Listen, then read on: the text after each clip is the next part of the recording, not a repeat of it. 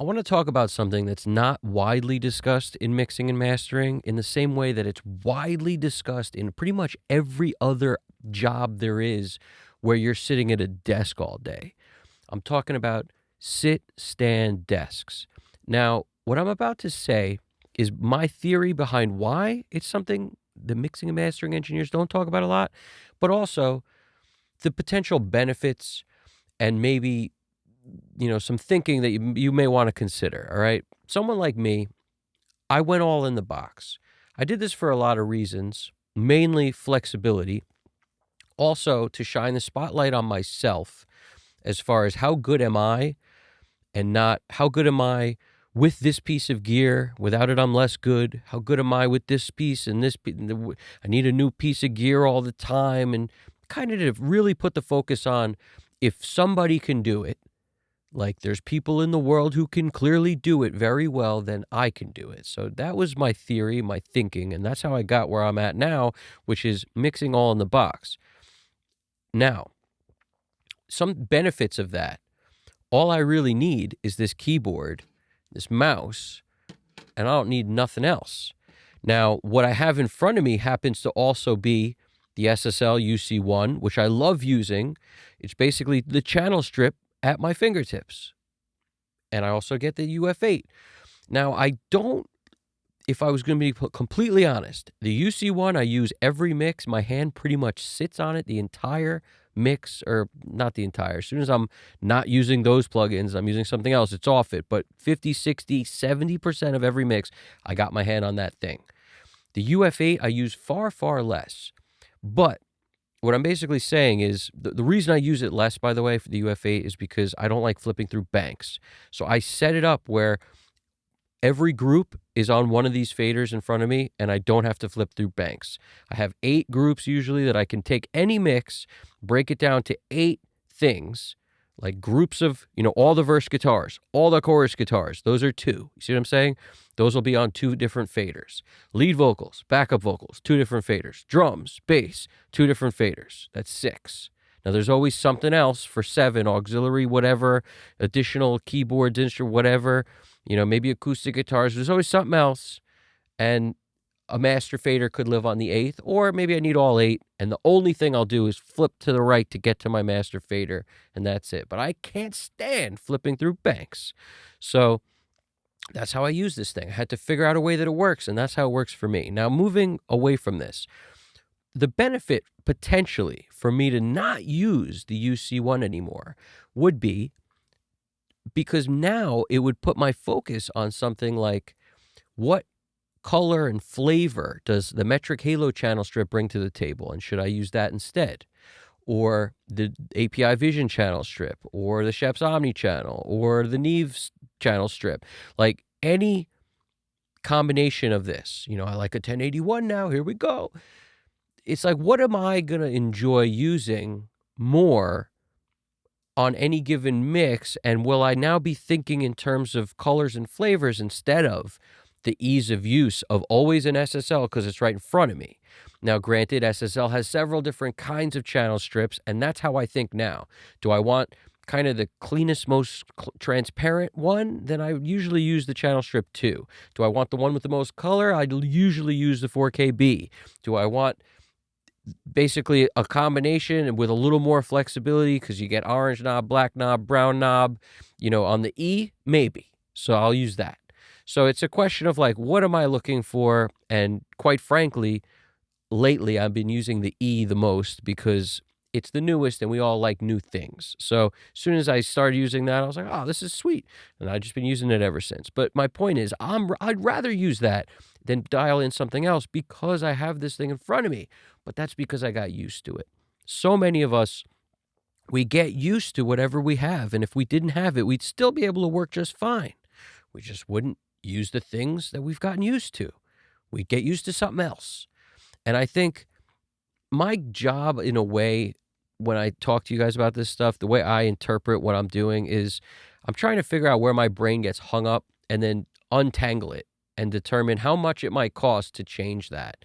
So when I think about a sit-stand desk, what I think about is assuming I'm not anchored to touching things like you would be if you were at a console or had a desk with all your stuff in it that you weren't trying to move or change or whatever. I get it. For a lot of you who are doing that, this wouldn't be very advantageous at first blanch at first glance, or blush. Probably not blanch. But either way, the point for me is I'm not anchored to stuff. As a result, I have to consider everything else, which is by moving my speakers higher in the room, it's going to excite the room differently. It might be advantageous. But beyond that, by me standing, I will work differently because of all the benefits that happen when you stand. Just being more physical gets the blood flowing different. There's cardiovascular benefits. There's benefits to your back. There's benefits to your neck. There's so many benefits. That's why everyone's doing a sit-stand thing who's not anchored to anything, like in the world outside of audio. Now, the thing that you're always going to be faced with when you're mixing or mastering is you don't want a constantly moving target.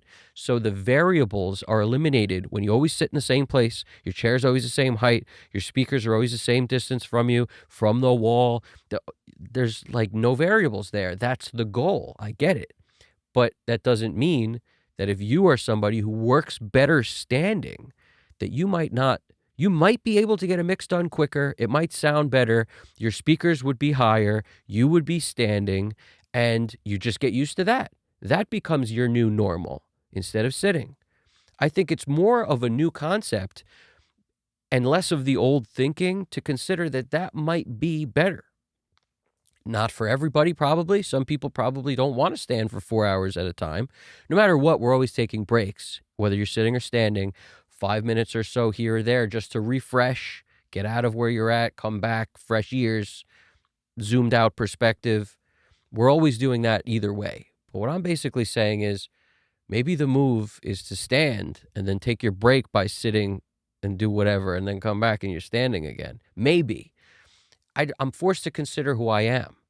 I'm somebody who I move around a lot. When I play guitar, I'm always moving. You can't stop me from moving. I'm like a jackrabbit up there. It doesn't matter if I'm at a bar or a lounge or a backyard.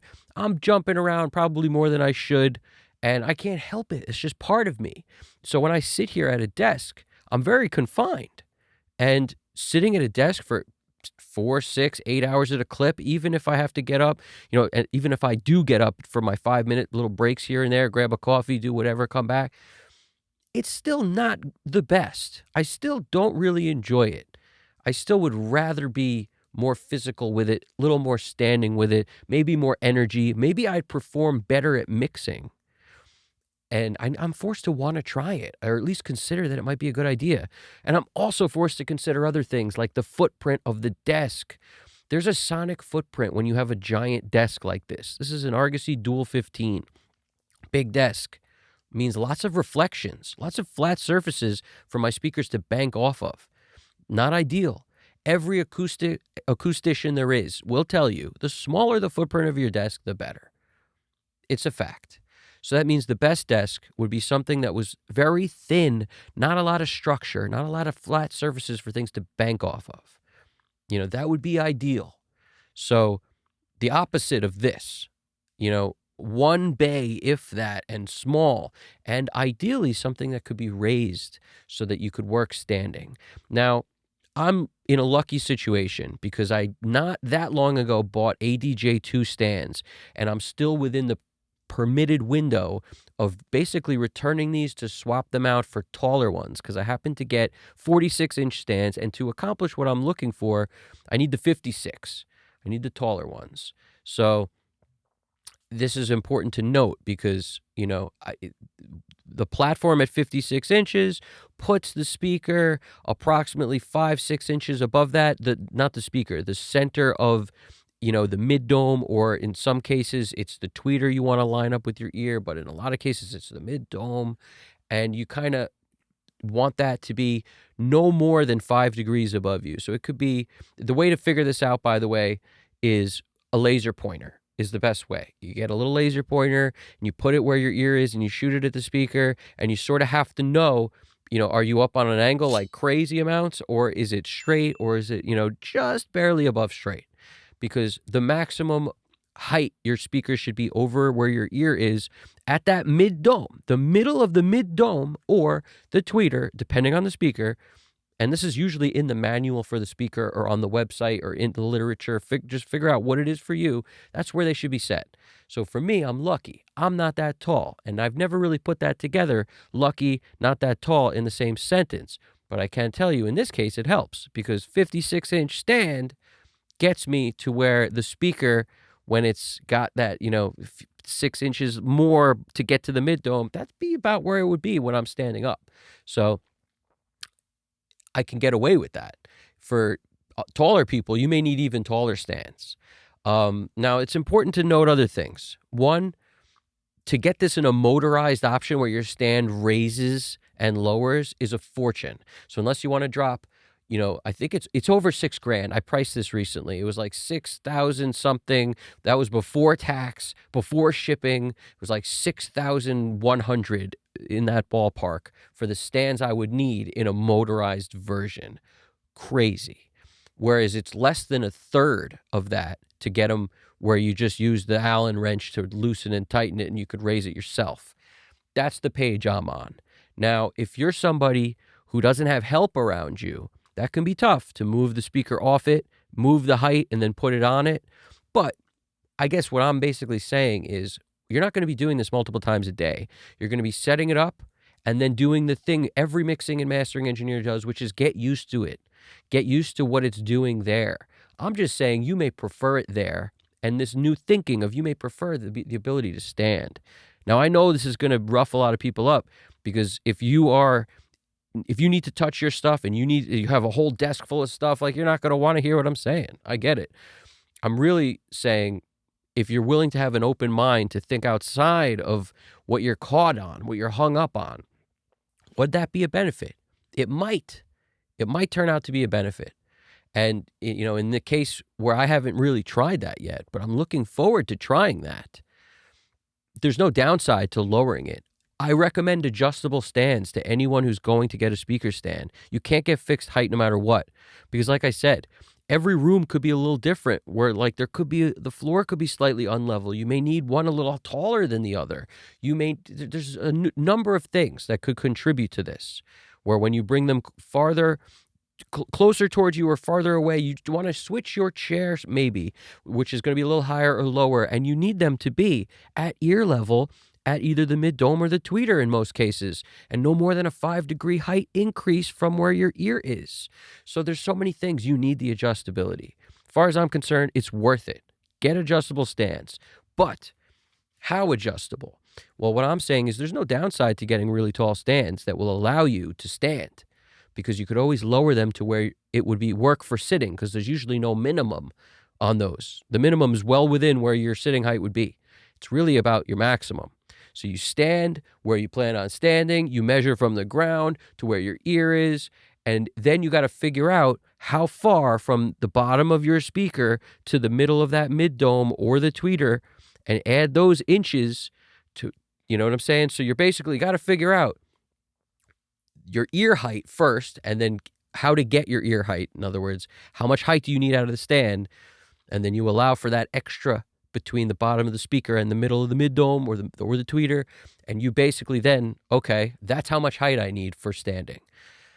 Now, there's cheap options to go standing desk. I mean, you could even put a freaking, like one of these little nonsense tables that are just like a bar height table, and put your laptop and your keyboard and mouse on that. I mean, there's no saying you needed a crazy expensive desk. I'm just saying, trying that option, you may be surprised what you get, because it is a performance when we mix. And the better health our brain is in and our body is in, and whether we're feeling like we're having a good time and in the mood, the better that is all jiving, the better we're going to mix, no matter how you look at it. So it's worth investigating, thinking about, and all this stuff. Also, it's worth investigating and maybe thinking about, if you did have gear, how else you could do it. You could put a rack somewhere near you where you could get to stuff, but maybe it's not directly in front of you between your speakers, which arguably would be the worst probable possible place considering reflections. Also, think about your screen. A lot of people just neglect the fact that their speakers are feeding audio to their ears, and in between that is a screen, vertical, reflection city. So you may not want that. What I do is I tip back my screen as much as possible, and I got a 27-inch screen instead of the 33 or 2 or 34, or instead of the giant monster, I got something that's bigger than my laptop, but still flip back. You know, it wasn't that expensive. It was like $100 to be able to see better, but yet not have it totally in the way. As far back as possible and as low to the desk as I could get it. That's why it's not in the view. You don't see it because it's low and it's tipped. You know, if it was straight up, you'd see the top of the thing, so of the screen. So this is all stuff I think you need to think about. And the more you get into this, the more of a perfectionist you may become about all these variables, and you realize, you know, do I need all this extra space? Probably not. Could I get away with like a 15 space side rack that's low and put a bunch of stuff in there that's in here, and then I don't have this monster sonic reflection in front of me? Probably. I don't know. Maybe. You know, I think so. But that would also require most likely me to not use this stuff in front of me. And would that be better? Maybe. I don't know. You tell me. Give me some answers. I'm curious what you guys think. Leave it in the comments, but also specifically, if you have a bias, like, you know, I work at an API desk, so I can't, you know, even think about it. It'd be nice to know that before you say that this is a terrible idea and sit stand is a fad. I would like to know if you have a bias. It would be helpful to know, because in my opinion, there's obviously people who are going to be unwilling to accept this as a good idea, but that doesn't change the fact that it might be. All right. And there's a lot of mixing engineers who aren't in the best shape, and you look at them and you go, man, that sucks. Like, they clearly don't work out very often, or whatever the deal is. But not naming any names, but the point is, when you think about that, you don't want that to be you. So any sort of more physicality we can bring to a job where we're in one place all day, all the time, I think is good. Even if it's just standing up so you could do a little back and forth every once in a while where you're keeping it moving a little bit, you know? You're not, like, some days I leave and I'm like, man, I'm all locked up, and it would be nice to not sit for that many hours. So I'm forced to think about this stuff. I'm curious what you guys think. Am I totally off base? Is this something that, you know, is the way of the future, where as people realize this, more and more desks will be made like that? Because there's a couple. Like Argosy makes a Halo that's a sit stand, and it's close to $3,000. Furniture is the worst in terms of audio furniture. As soon as they know you're an audio guy buying furniture, man, do they get you with the price. It's the worst. And there's nothing worse than trying to sell furniture or get rid of it or move it. Like, what could be worse? There's not a whole lot. So I get the resistance, believe me, because I got this for a great price. But still, if I was going to put it in the garage or something, and, you know, people were going to come by and look at it to get it, like, man, I don't want to do that. So there's a lot to think about. There's a lot to think about. But anyway, I'm curious what you guys think. Let me know. Also, let me know what your setup is, and that will also help me to determine whether or not you're biased. Because if you're more than willing to do it and you have the open mind, but you still have a reason it's a negative, that would be really a valid reason, probably, you know, more so than someone who's locked in where they are and they can't do it. Because, you know, I feel for you. It's just like all the people in the past, if you're sitting behind a tank of a console, you obviously don't want to entertain the idea that standing would be a good idea, because it's probably not in the cards for you. So, you know, I feel for you guys. And in general, you know, what do we want to do for our health, for our brain, for our mixes? Let me know. Throw it in the comments. I appreciate it. Give me some answers. Any kind of answers you got. Flank steak, how to pound it, what to season it with when you're trying to make the best possible steak tacos you could do, you know? What do you got? Talk to me. Evan Jaffe, Custom Cut Studios. Talk to you guys soon. You guys got this. Take it easy.